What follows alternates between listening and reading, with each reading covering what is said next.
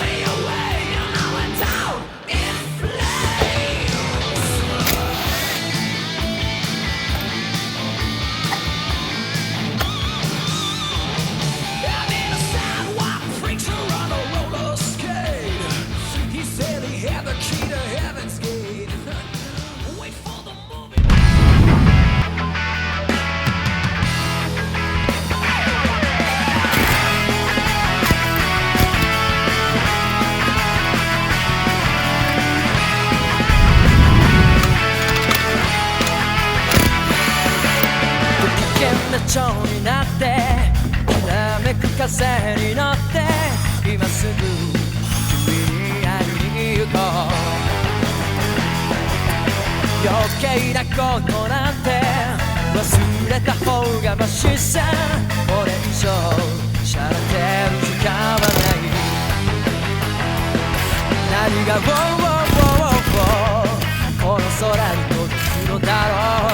だけど明日の予定もわからない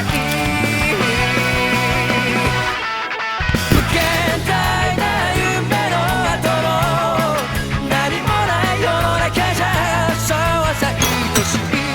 思いも負けそうになるけどステージしかしないイメージだらけど頼りない翼でもきっと飛べるさ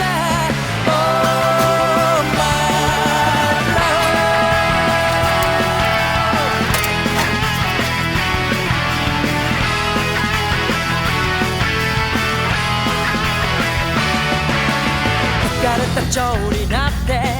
一律な風に乗ってどこまでも君に会いに行こう曖昧な言葉って意外に便利だって叫んでる悲壮聞きながら何がこの街に響くのだろうだけど期待してても仕方ない無限大な夢の後のやるせない世の中じゃそうはさ